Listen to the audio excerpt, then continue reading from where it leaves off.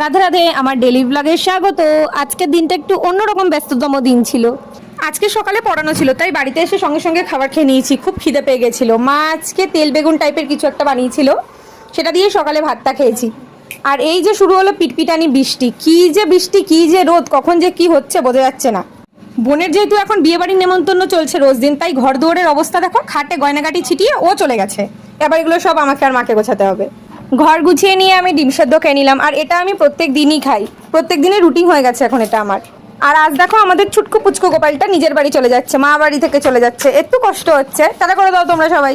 বোন বিয়ে বাড়ি যাওয়ার আগে নিজেরও স্কিন কেয়ার করছিল, আর আমাকেও একটু করে দিল। আর আমাকে কেউ যদি নিজের স্কিন কেয়ার করে দেয় আমার খুব ভালো লাগে, কিন্তু নিজে উঠে নিজের স্কিন কেয়ার করতে একটুও ভালো লাগে না। কি যে করি, কুড়ে তো আসলে।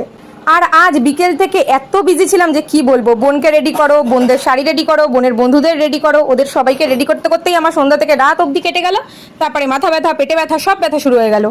আমি এখানে শাড়ির আঁচলগুলোকে করে রেখে দিয়েছিলাম, যাতে ওদের একেবারে ডাইরেক্ট রেডি করে দিতে পারি। আর আট পৌড়ে শাড়ি পরতে গেলে না, এরকম আগের থেকে প্রিপেয়ার করে রাখলে ডাইরেক্ট পরানোর সময় খুব সুবিধা হয়। আর এখানে বোন খুব রেগে গেছে আমার উপর, একেতে তো হেয়ার স্টাইল হচ্ছে না, তারপরে আমি ভিডিও বানিয়ে যাচ্ছি। আর এই যে বোনের বন্ধুকে সাজিয়েছিলাম, আর শাড়িটা আমি পরিয়ে দিয়েছি আট পৌড়ে করে। তোমরাই বলো কেমন হয়েছে। আর বোনকেও শাড়ি আমি পরিয়ে দিয়েছিলাম। কেমন লাগছে? প্রীতি সাজিয়েছি না, প্রীতি শাড়ি পরিয়েছি না।